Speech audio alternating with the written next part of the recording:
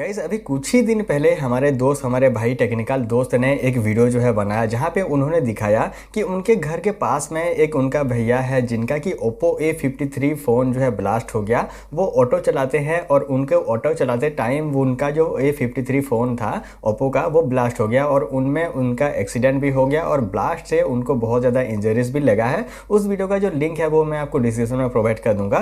But जब ये video technical दोस्त ने बनाया उसके बाद में काफ़ी सारे लोगों ने ओप्पो फ़ोन के ऊपर या फिर बहुत सारे फ़ोन के ऊपर फ़ोन ब्लास्टिंग के ऊपर बहुत सारे वीडियोस जो है बनाया और सब में अपना अपना राय को जो है दिए हैं। बट किसी ने भी प्रॉपर जानकारी नहीं दिया है कि एक फ़ोन जो है ब्लास्ट क्यों होता है और किस तरीके से होता है और आपको क्या क्या सेफ्टी का ख्याल रखना होगा फ़ोन ब्लास्टिंग को लेके। वो सब के बारे में इस वीडियो में मैं आपको एंड तक बताऊंगा। उससे पहले मैं आपको अपने बारे में थोड़ा सा बता दूं तो यहाँ पे मैं पिछले 4 साल से मोबाइल फ़ोन रिपेयरिंग जो है कर रहा हूँ। मेरा खुद का शॉप है, इसलिए मैं आपको अपने एक्सपीरियंस से बता रहा हूँ कि मुझे ये जो मोबाइल फ़ोन के हार्डवेयर है इनके ऊपर काफ़ी ज़्यादा एक्सपीरियंस हो चुका है और इसी एक्सपीरियंस के बेस के ऊपर मैं आपको बताऊंगा कि फ़ोन का जो बैटरी है वो एक्चुअल में ब्लास्ट क्यों होता है और कैसे आप उसे बच सकते हो। तो चलिए इस वीडियो को स्टार्ट करते हैं।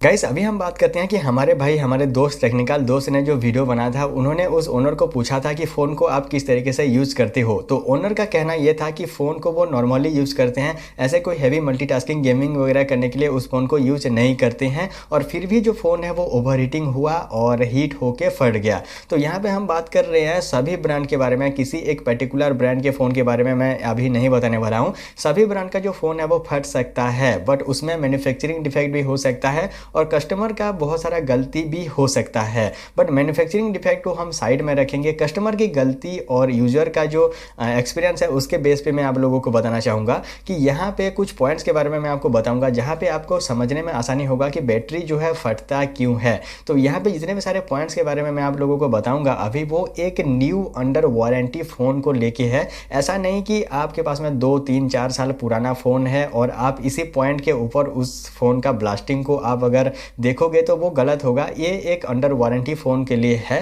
तो यहाँ पे सबसे पहला जो पॉइंट है वो ये है कि फ़ोन का एक्चुअल टेम्परेचर को जानना। तो यहाँ पे आप किसी भी फ़ोन का एक्चुअल जो टेम्परेचर है उसको जानने के लिए क्या कर सकते हो, जो फ़ोन है उसको सबसे पहले स्विच ऑफ कर दीजिएगा और स्विच ऑफ करने के बाद में फ़ोन का जो बैक पैनल है उसको खोल दीजिएगा। ठीक है, बैक पैनल को खोलने के बाद में फ़ोन को ऑन कीजिएगा। फ़ोन जैसे ही ऑन होता है मदरबोर्ड का टेम्परेचर को आप नापिएगा। ठीक है, मदरबोर्ड का जो टेम्परेचर है वो 5 से लेकर 10 डिग्री तक रहता है। यानी फ़ोन जब हम चला नहीं रहते हैं, फ़ोन स्टैंड बाय मोड पे रहता है, उसमें भी मदरबोर्ड का जो टेम्परेचर है वो 5 से लेकर 10 डिग्री तक जाता है। फ़ोन को जैसे जैसे हम चलाएंगे, मल्टीटास्किंग करेंगे, गेमिंग करेंगे तो उस केस में फ़ोन का जो टेम्परेचर है वो बढ़ता जाता है। ठीक है, तो यहाँ पे फ़ोन में एक ही चीज़ है जो कि ब्लास्ट होता है वो है बैटरी और उसी चीज़ जो है सबसे ज़्यादा फेमस है ब्लास्टिंग को लेके। बाकी जो भी पार्ट्स होते हैं वो भी ब्लास्ट होते हैं, बस उसमें कोई भी इंजरीज नहीं होता है किसी को भी। अभी हम बात करते हैं कि बैटरी जो है ब्लास्ट होने का रीज़न क्या क्या है।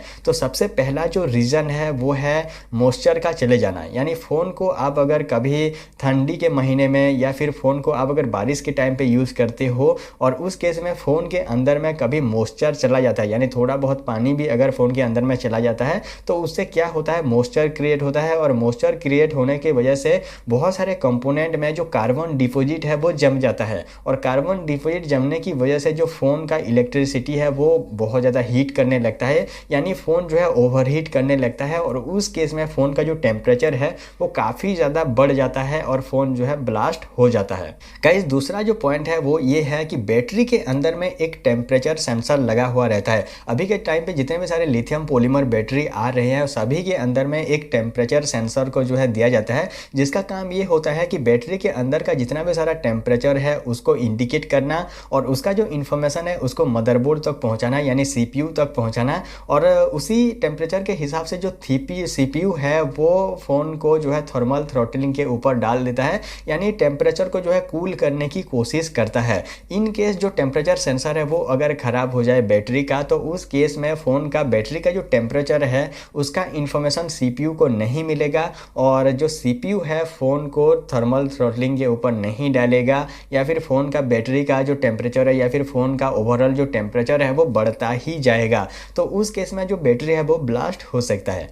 गाइस तीसरा जो पॉइंट है वो है चार्जिंग कनेक्टर। यहाँ पे काफ़ी टाइम जो है चार्जिंग कनेक्टर के अंदर में मॉइस्चर जो है चला जाता है, मॉइस्चर जो है जम जाता है, कार्बन डिपॉजिट जम जाता है या फिर कचरा वगैरह चला जाता है, मॉइस्चर जो है बन जाता है चार्जिंग कनेक्टर के ऊपर। और सिर्फ और सिर्फ चार्जिंग कनेक्टर की वजह से जो फ़ोन है वो ओवर हीटिंग करने लगता है और ओवर हीटिंग करने की वजह से बैटरी का जो टेम्परेचर है वो बहुत ज़्यादा बढ़ जाता है और उस केस में जो बैटरी है वो फट सकता है। गाइस यहाँ पे और भी बहुत सारे रीज़न हो सकते हैं, जैसे कि यहाँ पे फ़ोन में एक्सीडेंटली कोई चोट लग जाना या फिर फ़ोन अगर पानी में गिर गया या फिर फ़ोन को आपने फेंक दिया और उस केस में अगर बैटरी फट गया तो वो अलग रीज़न हो सकता है। बट नॉर्मल अगर आप अपने फ़ोन को चला रहे हो तो इन्हीं सारी वजह से जो है फ़ोन का बैटरी जो है ब्लास्ट हो सकता है। बट अभी हम बात कर रहे हैं कि ओप्पो का A53 जो फ़ोन है वो एक्चुअल में ब्लास्ट क्यों हुआ। तो यहाँ पे जो टेम्परेचर सेंसर है वो अगर ख़राब हो गया होगा तो उस केस में जो बैटरी है वो ब्लास्ट हो सकता है। और उसके अलावा फ़ोन में अगर मैन्युफैक्चरर तरीके से कोई भी शॉर्ट सर्किट अगर हुआ है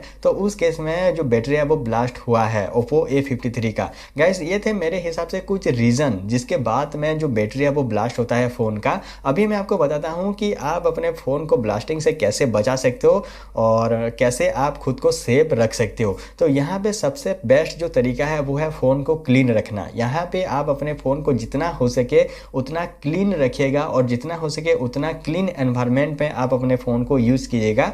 यहाँ पे आपका फ़ोन अगर IP68 रेटिंग वाला है तो उसमें आपको कोई भी दिक्कत नहीं है। बट नॉर्मल कोई भी फ़ोन को आप चलाते हो तो आप जितना हो सके उतना क्लीन एनवायरनमेंट में चलाने की कोशिश कीजिएगा। ऐसे बारिश के टाइम पे बारिश में भीगा भीगा के अपने फ़ोन को यूज़ करना, ऐसे कुछ भी नहीं कीजिएगा। जितना हो सके चार्जिंग पोर्ट को, हेडफोन जैक को और जितने भी सारे पोर्ट हैं सभी को आप क्लीन कीजिएगा तो उसमें आपका फ़ोन का कोई भी ब्लास्टिंग वगैरह नहीं होगा। गाइस ये थे मेरे हिसाब से कुछ रीज़न जिसके बाद में आप ये पता कर सकते हो कि फ़ोन का ब्लास्टिंग जो है क्यों हुआ है। फिर भी कोई भी सवाल या फिर सुझाव है तो नीचे कमेंट में या फिर इंस्टाग्राम में मुझे पर्सनली पूछ सकते हो। आज के लिए बस इतना है guys. Thank for watching. Thank you.